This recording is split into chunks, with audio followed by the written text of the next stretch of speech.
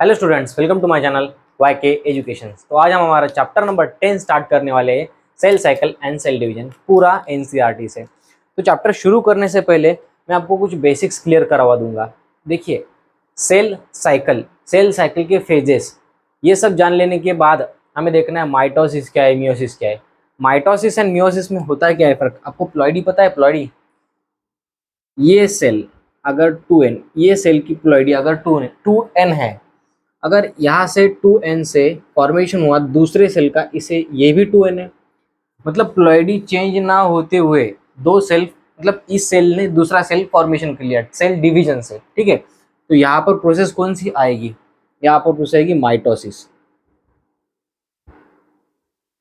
अगर यहाँ पर प्लॉइडी n है, n से प्लॉइडी n हुई, मतलब क्या हुआ, ये सेल ने डिवीजन करके और दो सेल बनाए। मतलब देखिए, आपको एक आसान लैंग्वेज में समझाता हूँ। देखिए, ये एक सेल है, ये सेल ने डिवीजन करके दो सेल बनाए, ये एक, ये एक, इसकी भी प्लॉइडी 2n है, इसकी भी प्लॉइडी 2n है।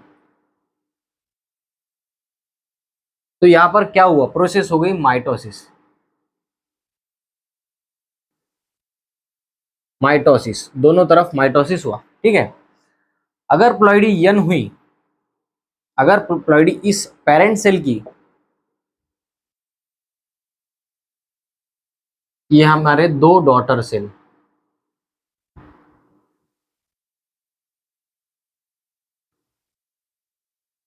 ये हमारे दो डॉटर सेल की प्लॉइडी, पेरेंट सेल की प्लॉइडी n है, तो दो डॉटर सेल की भी प्लॉइडी n ही होगी माइटोसिस के प्रोसेस से। अगर दो पेरेंट सेल 2n है एंड दोनों डॉटर सेल की प्लॉइडी क्या हो रही है, n है, मतलब इससे हाफ है, पेरेंट से हाफ है, तो यहाँ पर माइटोसिस नहीं होगा, यहाँ पर मियोसिस होगा। मियोसिस एंड माइटोसिस, माइटोसिस मतलब इक्विनेशनल डिवीजन, माइटोसिस 2n से 2n बनना या फिर n से n बनना, कोई रिडक्शन नहीं, ठीक है।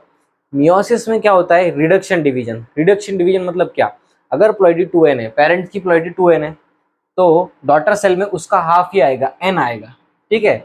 इसे हम कहते हैं रिडक्शन डिवीजन। किससे हुआ? मियोसिस से हुआ। तो चलिए स्टार्ट करते हैं। जितने भी लिविंग ऑर्गेनिज्म हैं इस दुनिया में, जितने भी लिविंग ऑर्गेनिज्म है, उनका फॉर्मेशन कैसा हुआ? जितने भी लिविंग ऑर्गेनिज्म है, उन्होंने उनकी लाइफ किस तरह स्टार्ट की? उनकी लाइफ, मैंने या फिर जितने भी लिविंग ऑर्गेनिज्म है, सभी ने उनकी लाइफ एक सिंगल सेल से स्टार्ट की, उसका नाम है जाइगोट। एक जाइगोट का फॉर्मेशन, इसे हम कहेंगे जाइगोट। जाइगोट हमारा होता है 2n, इसकी प्लॉइडी होती है 2n। जाइगोट बनता कैसे है? दो गैमेट्स के फ्यूजन से, ठीक है। अब जाइगोट मल्टीप्लाई करके क्या बनाएगा? जाइगोट क्या करेगा? माइटोसिस करेगा। ये हमारा एक सेल है, अब इसमें हो जाएगी हमारे दो सेल, इसकी भी प्लॉइडी, इसकी भी प्लॉइडी, इसकी, तीन सेल, पहले दो हो जाएगी। देखिए, सबसे पहले क्या हो जाएगा, इसमें दो सेल, इसके बाद इसमें तीन सेल, इसके बाद 4, 5, 6, 7, ऐसा डिवीजन करके ये एक मल्टी सेलुलर बॉडी बना देंगे ना, एक मल्टी सेलुलर बॉडी ही बना देंगे, मल्टी सेलुलर बॉडी। सबसे पहले क्या हुआ, जाइगोट ने माइटोसिस करके दो सेल बनाए, ये इसकी प्लॉइडी 2n, इसकी प्लॉइडी 2n, इसकी प्लॉइडी 2n, इसकी प्लॉइडी 2n, इसकी प्लॉइडी 2n। अब यहाँ पर एक सेल है, यहाँ पर दो सेल है, यहाँ पर तीन सेल है, ये तीन चार में क्या हो रहा है? देखिए, एक सेल ने क्या बनाया, दो सेल, दो सेल क्या बनाएगा, चार सेल बनाएगा, ठीक है। दो सेल क्या बनाएगा, चार सेल।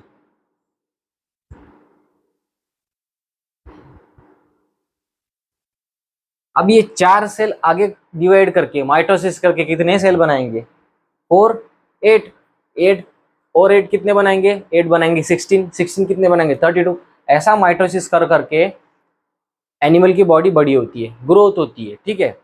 सेल के कैरेक्टरिस्टिक ये होते हैं, सेल के कैरेक्टरिस्टिक कौन से होते हैं, सेल के फीचर कौन से होते हैं।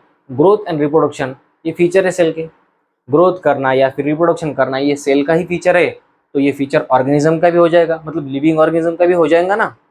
सेल का फीचर क्या है, ग्रोथ एंड रिप्रोडक्शन, तो ही लिविंग ऑर्गेनिज्म को बनाने वाला कौन है, सेल। तो लिविंग ऑर्गेनिज्म की फीचर भी क्या हो गए, ग्रोथ एंड रिप्रोडक्शन, उसकी कैरेक्टरिस्टिक फीचर हो गए, ठीक है। ऑल, ये पॉइंट लिख लो, all living organism start there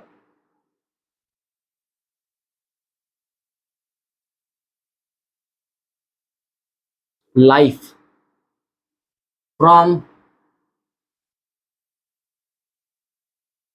single cell, इसे हम कहते हैं ज़ायगोट, ठीक है। जितने भी लिविंग ऑर्गेनिज्म है वो उनकी लाइफ किसे कैसे स्टार्ट करते हैं, from a single zygote. Zygote क्या करता है, माइटोसिस करके, मतलब मल्टीप्लाई करके, 1 से 2, 2 से 4, 4 से 8, ऐसे करके एक मल्टीसेलुलर बॉडी का फॉर्मेशन करता है, एक लिविंग ऑर्गेनिज्म का फॉर्मेशन करता है, ठीक है। एंड अभी बताया था ग्रोथ एंड रिप्रोडक्शन ये कैरेक्टरिस्टिक है सभी लिविंग ऑर्गेनिज्म के।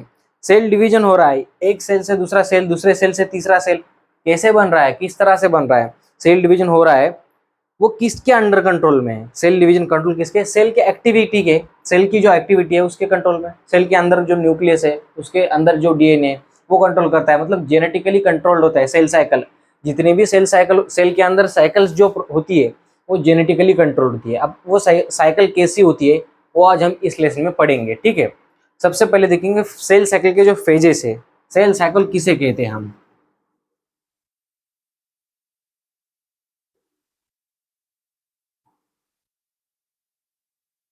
सेल साइकिल, सेल साइकिल किसे कहते हैं हम। फॉर एग्जाम्पल ये हमारा एक सिंगल सेल है, ये सिंगल सेल और बड़ा हो गया, क्या किया इससे सिंगल सेल ने ग्रोथ हो गई, इससे सिंगल सेल के अंदर क्या हो गई, यही सेल आगे जाके बड़ा हो गया। अब यही सेल बड़ा हो गया, ये सेल क्या करेगा, अब डिवीजन करके 2 सेल बनाएगा। ये कौन था हमारा, ये था हमारा पेरेंट सेल, ये हमारे 2 डॉटर सेल,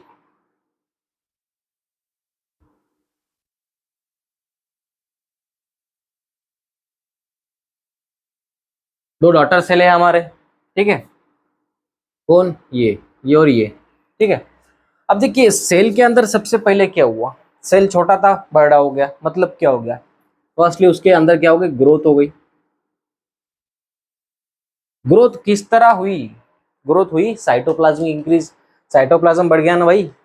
मैंने आपको सेल के पूरे डिटेल्स पढ़ा दिए लास्ट लेसन में, cell the unit of life में, ठीक है। साइटोप्लाज्म क्या है अब मुझे मत पूछो, ठीक है।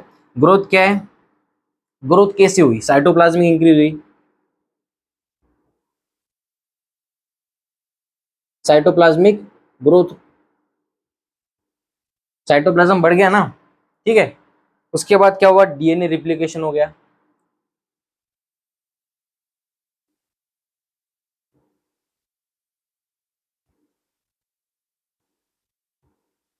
उसके बाद क्या प्रोसेस होती है, मतलब ग्रोथ हो गई, डीएनए रिप्लिकेशन हो गया, इसके अंदर के जो भी सेल ऑर्गेनल्स है, सेल ऑर्गेनल्स क्या है अब ये मुझे मत पूछो।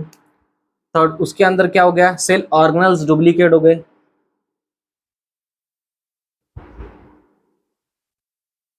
Gate duplicated.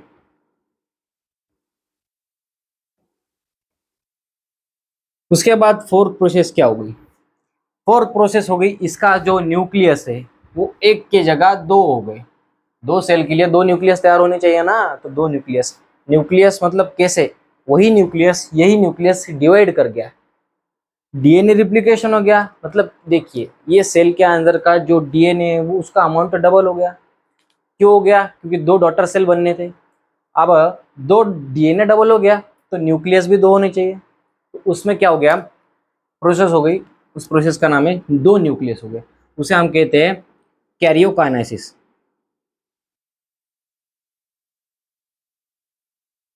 इसे हम कहते हैं न्यूक्लियर डिवीजन।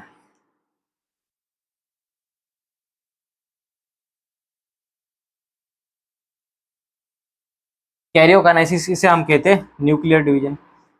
अब इस सेल के अंदर क्या हो गई, कैरियोकाइनेसिस हो गए, दो न्यूक्लियस हो गए, सेल ऑर्गेनल्स दो दो ये हो गए, डिवाइड हो गए, सेल ऑर्गेनल्स क्या हो गए, डुप्लीकेट हो गए, डीएनए रिप्लिकेशन हो गया, साइटोप्लाज्मिक ग्रोथ होगी। अब आपको पता है सेंट्रियोल क्या है, क्या पता है सेंट्रियोल क्या है, यहाँ पर सेंट्रियोल प्रेजेंट होता है जो क्या कर लेता है सेल डिवीजन में, आपको मैं पूरी साइकिल बता दूंगा। दो सेल डॉटर सेल फॉर्मेशन हो गए, ठीक है। तो साइटोप्लाज्म यहाँ से ब्रेक हो गया और दो सेल बन गए। साइटोप्लाज्म का ब्रेक मतलब साइटोप्लाज्मिक डिस्ट्रीब्यूशन हो गया। इसके बाद फिफ्थ स्टेप पे कैरियोकाइनेसिस के बाद क्या हो गया, साइटोकाइनेसिस। फिफ्थ स्टेप यहाँ पे लिख देता हूँ, फिफ्थ स्टेप साइटोकाइनेसिस। साइटोकाइनेसिस हो गया मतलब क्या हो गया, साइटोप्लाज्मिक डिवीजन।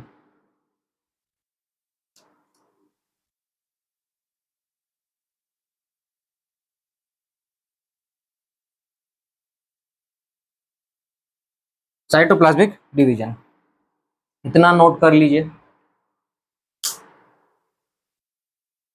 ये जो भी सीक्वेंस है, DNA replication, cell organelles duplication, karyokinesis, ये सभी सेल साइकिल के पार्ट है, ठीक है।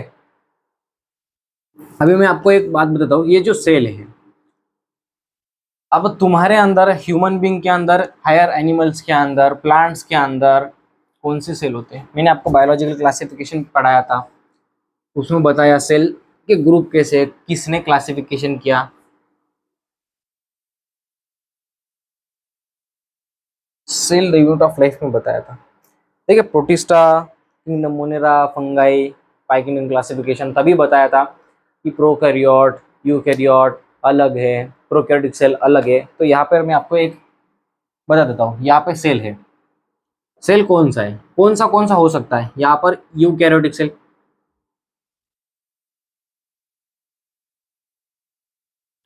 सेकंड यूकैरियोटिक के बाद प्रोकैरियोटिक है, प्रोकैरियोटिक का आपको बताना है कमेंट करके, ठीक है।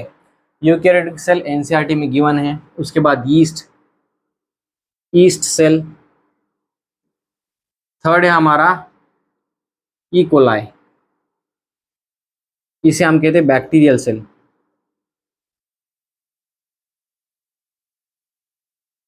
Time for cell division,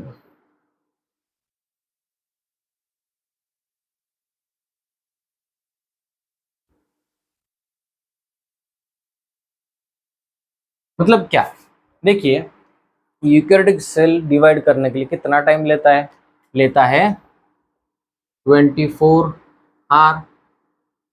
east लेता है 90 मिनट।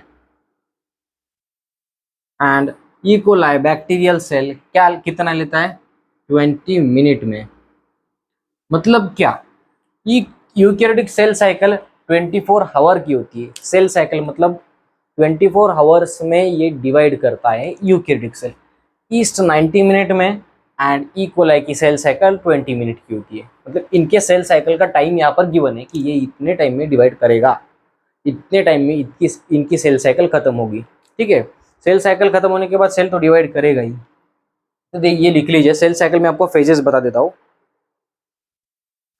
देखिए सेल साइकिल की डायग्राम हमारे एनसीईआरटी में गिवन है, वो डायग्राम मैं आपको बता देता हूँ। सेल साइकिल देखिए, सेल साइकिल में क्या सबसे बड़ा होता है इंटरफेज। ये इतना हमारा ये पोर्शन जो है इसे हम कह रहे हैं इंटरफेज।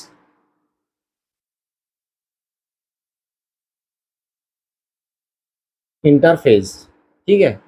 इसमें कितने कितने इसमें कितने इसके अंदर कितने फेज होते हैं, इसके अंदर और 3 फेज होते हैं, 3 फेजेस, 3 फेजेस होते हैं। First phase G1, second phase S, third phase G2। देखिए कैसे, इतना फेज जो है वो होता है G1 फेज। इतना पोर्शन होता है एस फेज, ठीक है, इतना पोर्शन होता है G2 फेज। टोटल क्या हुआ देखिए, यहाँ का जो पोर्शन है वो इतना, इसे हम कह रहे हैं इंटरफेज, ठीक है, इसे हम क्या कह रहे हैं, इंटरफेज। G1 फेज में क्या होता है, सेल कैसा होता है, इज मेटाबॉलिकली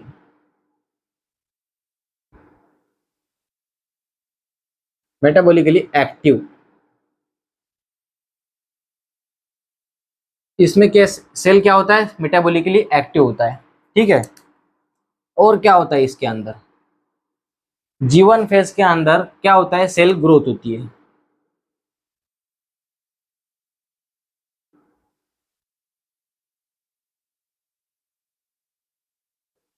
मैंने आपको 2 पॉइंट बता दिए G1 फेज में क्या होता है, सेल मेटाबॉलिकली एक्टिव होता है इस फेज के अंदर, एंड सेल ग्रोथ होती है, सेल बड़ा होता है। सेल कैसे बड़ा होता है, साइटोप्लाज्मिक ग्रोथ होती है। ये जरूर याद रखना, G1 फेज में डीएनए रिप्लिकेशन नहीं होता, डीएनए डबल नहीं होता, डीएनए का अमाउंट डबल नहीं होता G1 फेज में। वो होता है हमारा यस फेज के अंदर। कौन से फेज के अंदर, यस फेज। इसमें क्या हो रहा है, डीएनए डुप्लीकेशन, इसे हम रिप्लिकेशन भी बोल सकते हैं। डीएनए रिप्लिकेशन, देखिए सेल के अंदर जो भी डीएनए प्रेजेंट होता है, देखिए यह हमारा क्या है, डीएनए, इसे हम कहते हैं डीएनए, ठीक है। यही डीएनए रैप्ट होता है, रैप्ट होता है किसके अंदर, किसके किसके ऊपर, न्यूक्लियोसोम के ऊपर।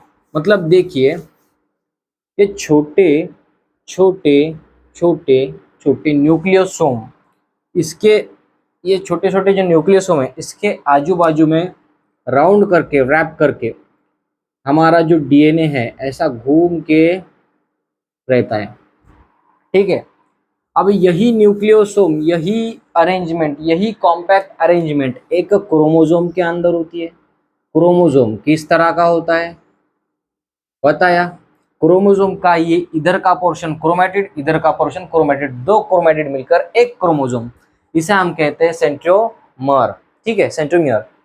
अब इसके अंदर बीट्स ऑन स्ट्रिंग जैसे ये जो न्यूक्लियोसोम होते हैं, ठीक है, न्यूक्लियोसोम, इसके ऊपर ऐसा राउंड करके, रैप करके डीएनए होता है, इसे हम कहते हैं डीएनए।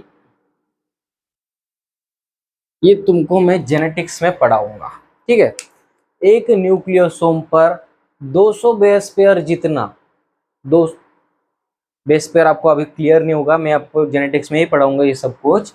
अभी के लिए इतना याद रखो, ठीक है, कि यस फेज में क्या हो रहा है, डीएनए रिप्लिकेट हो रहा है। मतलब क्या हो रहा है, इतना याद रखो, याद रखो, कंसेप्ट क्लियर हो ही जाएंगे। डीएनए रिप्लिकेट हो रहा है, इसका मतलब ये नहीं कि क्रोमोसोम का नंबर डबल हो रहा है। अमाउंट देखिए, अगर हमारा सेल है, ये हमारा सेल है, ये सेल डिवाइड करके, सेल साइकिल, ये देख सबसे पहले G1 फेज में ये सेल है। अब ये सेल गया यस फेज के अंदर, यस फेज से गया, ये गया सेल G2 फेज के अंदर। ये हमारी G1 फेज, ये हमारी यस फेज, ये हमारा G2 फेज, ठीक है। ये सेल के अंदर प्लॉइडी क्या है, 2n, ये हमारा है 2n डिप्लॉइड सेल। क्या है, डिप्लॉइड सेल। अब इसके अंदर क्रोमोसोम का नंबर है 2c, डिप्लॉइड सेल के अंदर क्रोमोसोम का नंबर है 2c। इस स्टेज में क्या हो जाएगा, यही प्लॉइडी रह जाएगी 2n, बट इसका क्रोमोसोम का नंबर हो जाएगा डबल, सॉरी डीएनए का नंबर हो जाएगा डबल। मतलब क्या, 4c। क्रोमोसोम का अमाउंट उतना ही है, डीएनए का अमाउंट डबल हो चुका है। G1 फेज में सेल का जो क्रोमोसोम का अमाउंट जो है, इसमें क्या है, क्रोमोसोम का अमाउंट कितना है, 2c, 2n। इसके अंदर क्रोमोसोम एंड डीएनए का अमाउंट 2n, मतलब इसकी प्लॉइडी 2n है, इसके अंदर क्रोमोसोम 2c है। अब इसके अंदर क्रोमोसोम का नंबर डबल हो गया, क्या हो गया, डीएनए का नंबर डबल हो गया, क्रोमोसोम का नहीं, डीएनए का नंबर डबल हो गया, क्रोमोसोम का नंबर डबल नहीं हुआ।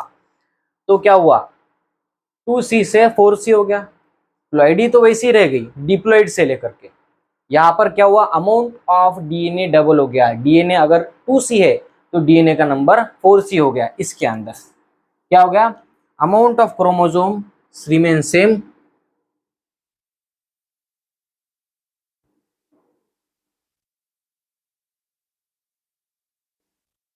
Chromosome remain same, DNA get double.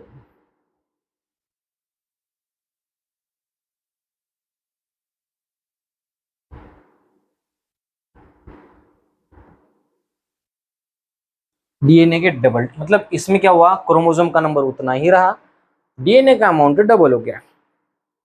अब इसके अंदर क्या हो जाएगा, G2 फेज के अंदर यहाँ पर भी प्लॉइडी उतनी ही रह जाएगी, 4C वैसा ही रह जाएगा।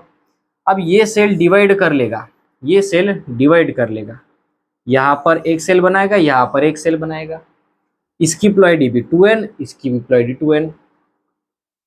जो डीएनए डबल हो गया था इसको मिला 2C, इसको मिला 2C, मिल बांट के। ठीक है, इसे हम कहेंगे सेल साइकिल का एक एस फेज में जो डीएनए रिप्लिकेशन होता है तो कैसे होता है ये एक्सप्लेन किया है।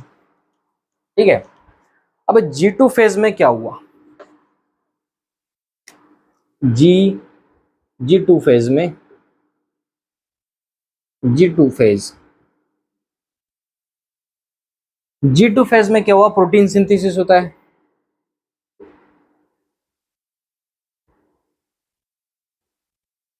प्रोटीन सिंथेसिस किसके लिए होता है, माइटोसिस के लिए होता है। क्या होता है, सेल डिवीजन के लिए, फॉर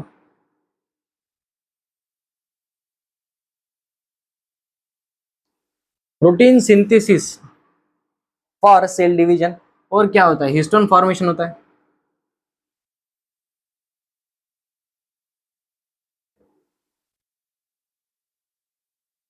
हिस्टोन फॉर्मेशन, हिस्टोन एक बॉल होता है, किससे बना होता है, प्रोटीन से।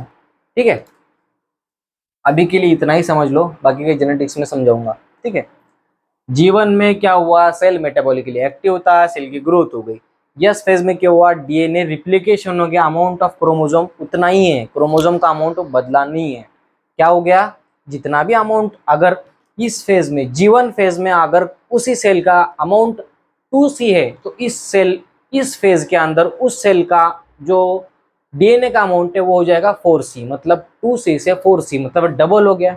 और यस फेज के अंदर एक चीज होती है, इसमें साइटोप्लाज्म के अंदर, मतलब उसी सेल की ये साइकिल जो है, सेल अगर यस फेज में हो तो उस सेल के साइटोप्लाज्म में सेंट्रियोल सेंट्रियोल डुप्लीकेशन हो जाएगा।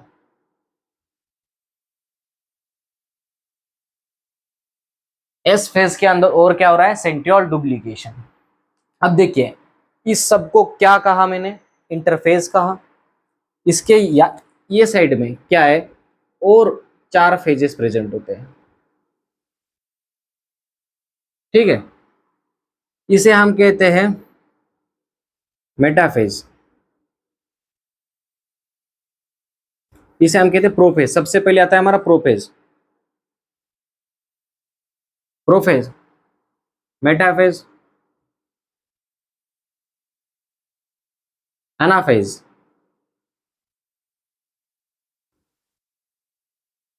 टीलोफेज। ठीक है, ये हमारा प्रोफेज, ये हमारा एनाफेज, ये हमारा prophase, metaphase, prophase, metaphase, anaphase, ये हमारा टीलोफेज। ये बचा किसके लिए, इसे हम यहाँ पर क्या होता है, यहाँ पर ही सेल के 2 पार्ट्स हो जाते हैं, सेल 2 टुकड़ों में बट जाता है, 2 डॉटर सेल का फॉर्मेशन हो जाता है। मतलब ये कौन सा है, इसे हम कहते हैं साइटोकाइनेसिस, साइटोकाइनेसिस। इस पोर्शन को हम कहते हैं साइटोकाइनेसिस। ठीक है, और इतने फेज, 4 फेज, कितने, एक, सॉरी, एक, दो, तीन, चार, ये चारों फेज किसके अंदर आ रहे हैं? इसे ये आ रहे हैं एम फेज के अंदर।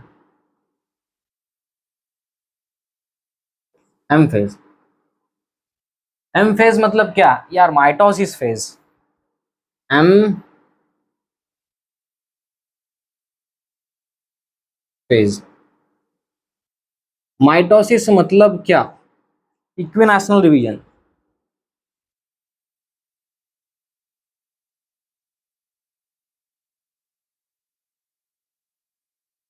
माइटोसिस में क्या होता है? इक्विनेशनल डिवीजन, मतलब सेल का जो प्लॉइडी है वही डिवीजन, सेल डिवीजन के बाद वही रहती है। पेरेंट सेल 2n होगा तो डॉटर सेल भी 2n, पेरेंट सेल n होगा तो डॉटर सेल भी n। ठीक है, इतना राइट कर लीजिए आप। साइटोकाइनेसिस और लिख लीजिए।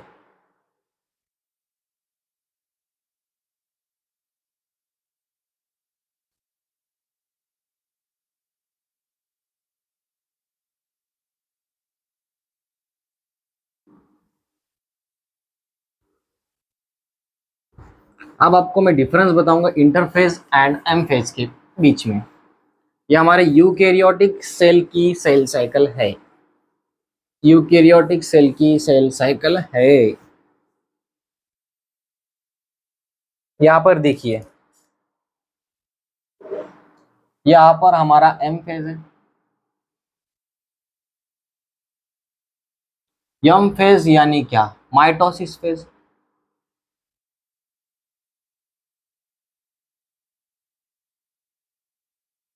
एम फेज यानी क्या?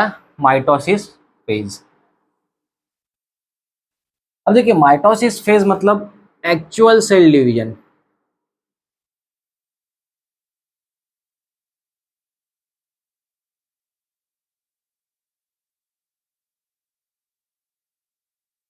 माइटोसिस फेज के अंदर क्या होता है? एक्चुअल सेल डिवीजन होता है।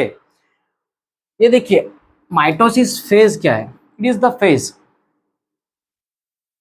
माइटोसिस फेज क्या है? देखिए, माइटोसिस फेज में नहीं क्या, इट रिक्वायर, माइटोसिस फेज क्या रिक्वायर करता है? 1 आवर से यूकैरियोटिक सेल कितना टाइम लेता है? 24 आवर। ठीक है, उसमें से 1 आवर हमारा लेता है माइटोसिस फेज, मतलब 5% ऑफ द टाइम। यहां पर आ रहा है हमारा interphase.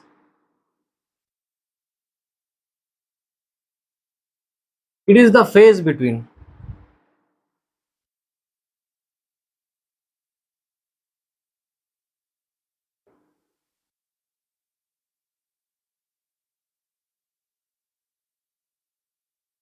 it is the phase between two successive m phase। दो एम फेज के बीच में का फेज होता है इंटरफेज। ये कैसे बोलोगे आप? अगर ये फेज, ये सेल सेल साइकिल के अंदर एंटर कर जाता है, मतलब क्या? देखिए, ये सेल और ये सेल, देखिए, अब अगर ये सेल ने सेल डिवाइड करके कितने सेल बनाए? 2 सेल बनाए। ठीक है, ये सेल ने सेल डिवाइड करके 2 सेल बनाए, मतलब इसकी सेल साइकिल तो कंप्लीट हो चुकी है। इसकी कंप्लीट साइकिल मतलब क्या? इसके लास्ट ये सेल कब डिवाइड होंगे? जब ये साइकिल, ये सेल की जो साइकिल है वो माइटोसिस होगी। माइटोसिस मतलब एम फेज, माइटोसिस फेज होगा इस साइकिल का, तभी एक्चुअल सेल डिवीजन होके 2 डॉटर सेल बनेंगे। ठीक है, अब ये डॉटर सेल ये क्या करेगा? ये अपने सेल साइकिल में जाएगा, बड़ा होके ये ग्रोथ करके अपने सेल साइकिल में जाएगा, और ये डिवाइड करके और 2 बनाएगा। ठीक है, और 2 बनाएगा, मतलब 2 एम फेज के बीच में का जो पीरियड है उसे हम कहते हैं इंटरफेज। ठीक है, उसे हम कहते हैं इंटरफेज। अब देखिए, इंटरफेज क्या रिक्वायर करता है? It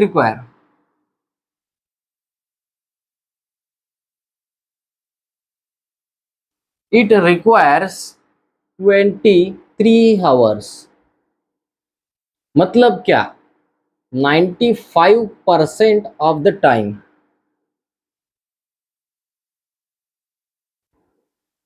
95% of the time interphase लेता है। ठीक है, अब देखिए एम फेज स्टार्ट कैसा होता है। एम फेज स्टार्ट्स विथ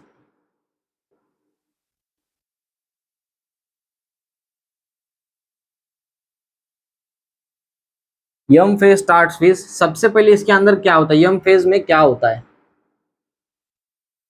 शुरू कैसा होता है, साइटो न्यूक्लियर डिवीजन से, कैरियोकाइनेसिस।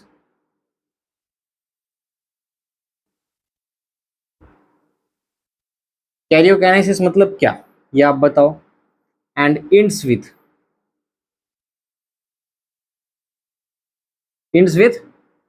साइटोकाइनेसिस।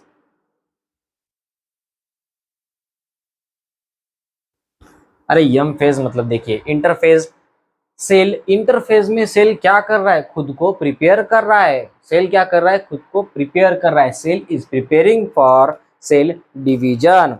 इंटरफेज मतलब क्या, रेस्टिंग फेज, इसे हम कहते हैं रेस्टिंग फेज। रेस्टिंग फेज में क्या हो रहा है, सेल ग्रोथ।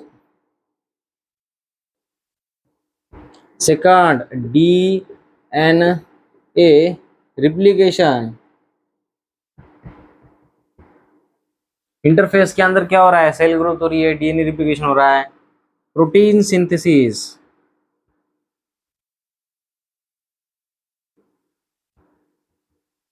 क्या हो रहा है, प्रोटीन सिंथेसिस। ये तीनों पार्ट किसमें हो रहे हैं, इंटरफेस के अंदर। इंटरफेस को हम बोल रहे हैं रेस्टिंग फेज। अब यहां से इंटरफेस से सेल साइकिल का दूसरा फेज है, इसे हम कहते हैं M phase, mitosis phase, actual cell division. ये रिक्वायर करता है 1 आवर। पहले 23 आवर सेल तैयारी करता है सेल डिवीजन के लिए। उसके बाद जो बचा कुचा वो 1 आवर है, उसमें सेल डिवाइड करता है 2 डॉटर सेल में। इसमें क्या होता है, यम फेज। सबसे पहले स्टार्ट कैसा होता है, कैरियोकाइनेसिस होती है। मतलब क्या, अगर ये सब रेडी है तो न्यूक्लियर डिवीजन, मतलब एक सेल के अंदर 2 न्यूक्लियस, न्यूक्लियर डिवीजन हो जाएंगे। इसे हम कहेंगे न्यूक्लियर डिवीजन।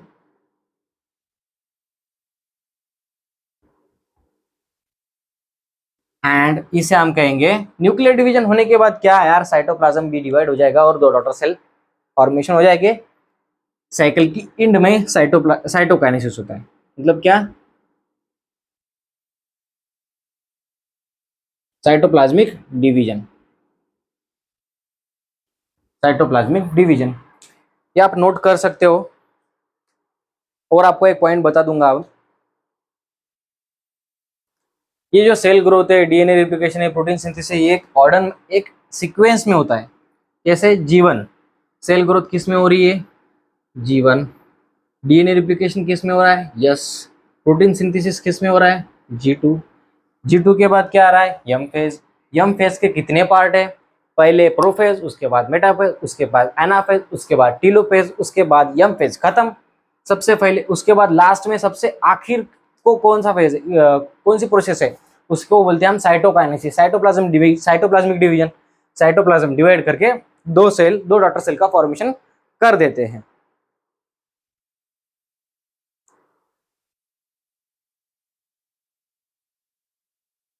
अब आपको मैं एक चीज बताऊंगा और ये टॉपिक खत्म करूंगा। नेक्स्ट टॉपिक में हम देखेंगे माइटोसिस सेपरेटली किस तरह से होता है।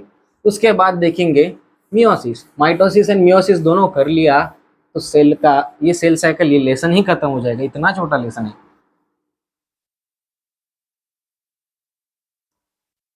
देखिए एनिमल्स में, इन एनिमल्स के अंदर सम सेल, कुछ सेल ऐसे भी होते हैं जो नहीं क्या डिवाइड नहीं करते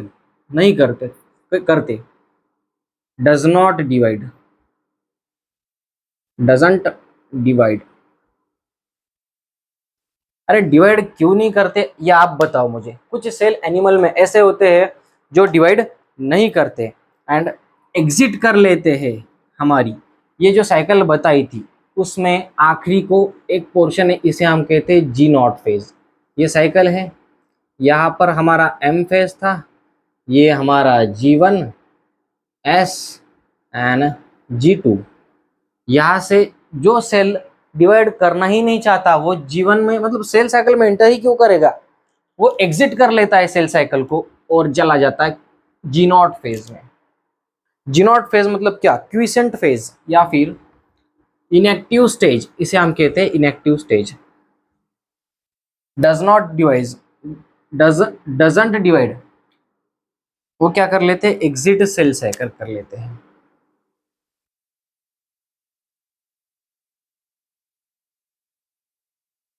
एग्जिट कर लेते हैं सेल साइकिल को और एंटर कर लेते हैं, enters in G nought phase. G nought phase को हम कहते हैं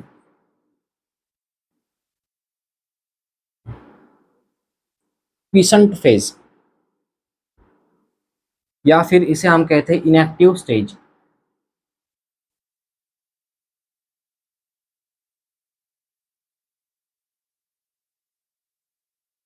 इसमें क्या होता है, सेल तो जिंदा रहता है, मतलब ऐसा नहीं कि सेल मतलब डिवाइड नहीं करना चाहता तो सेल मर जाता है। हमारे बॉडी के कुछ सेल ऐसे भी है जो डिवाइड नहीं करना चाहते। हमारे neural sales, nerve cells divide नहीं करते। हमारे हार्ट सेल्स डिवाइड नहीं करते। ये सेल्स क्या करते हैं, फिर सेल साइकिल को एग्जिट करके क्या करते हैं, जी नॉट फेज में एंटर करते हैं। एग्जाम्पल हमारे कौन से हैं,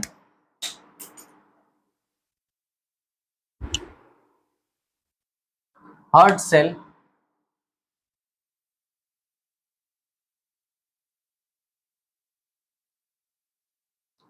कॉमा, और कौन सा है हमारा, न्यूरल सेल, नर्व सेल, ये हमारे नर्व सेल है। ये एंटर करते हैं जी नॉट फेज या फिर क्विसेंट फेज में। इसमें क्या है, सेल रिमेन मेटाबॉलिकली एक्टिव।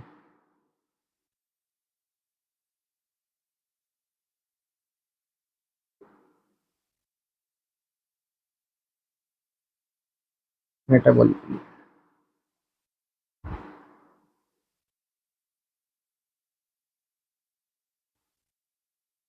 इसमें सेल क्या रहता है, मेटाबॉलिकली एक्टिव रहता है, या आप नोट कर लीजिए।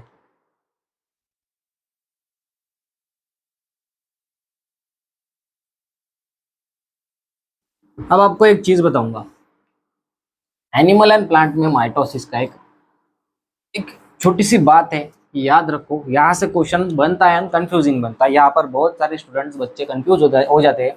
मैं खुद ही कई बार कंफ्यूज हो चुका हूँ इस बात में। एनिमल में एंड इन प्लांट,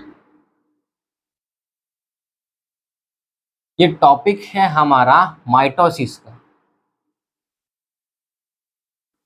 माइटोसिस में क्या होता है, प्लांट में क्या होता है, ये हमारा, देखिए पॉइंट ही लिख देता हूं, mitosis occurs in both cell, both haploid and diploid cell and diploid cell।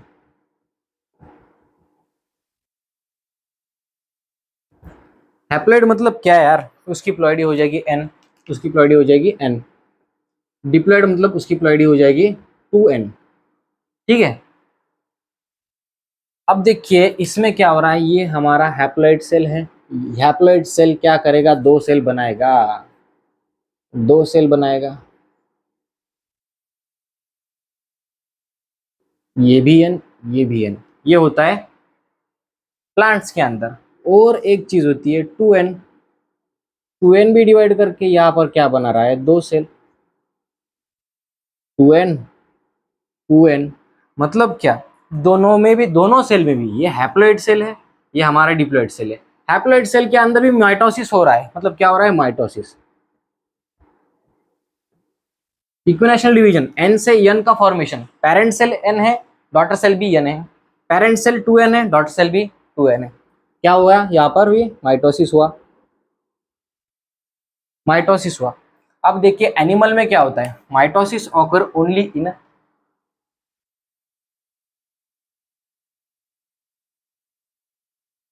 Only in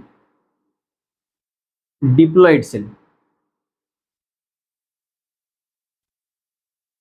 diploid cell में ही होता है माइटोसिस एनिमल में, two N and not in haploid. मतलब क्या, हैप्लॉइड में नहीं होता एनिमल सेल के अंदर माइटोसिस। अगर सेल यन है मतलब सीधा सीधा ये वाली प्रोसेस नहीं होगी एनिमल सेल में।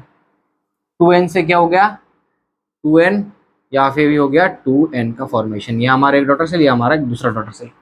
बट कुछ एक्सेप्शन है एनिमल में जिस केस में ये वाली प्रोसेस होती है, मतलब हैप्लॉइड सेल माइटोसिस कर लेते हैं। किस केस में, हनी बी, एग्जाम्पल लिख लिया हनी बी।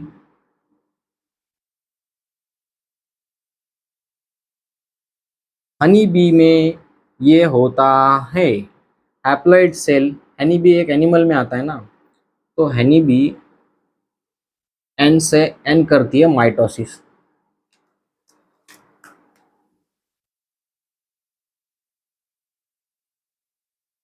यहां पर भी ये लिख लो, इंफॉर्मेशन रॉन्ग नहीं है।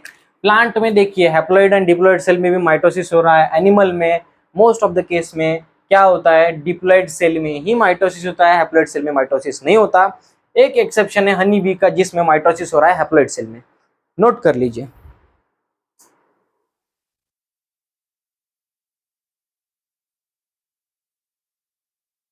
और एक आखिरी चीज, माइटोसिस को कई बुक्स में बहुत सारे फ्रेशर्स इसमें कंफ्यूज होते हो जाते हैं, माइटोसिस, माइटोसिस और माइटोसिस और माइटोटिक एक ही बात है।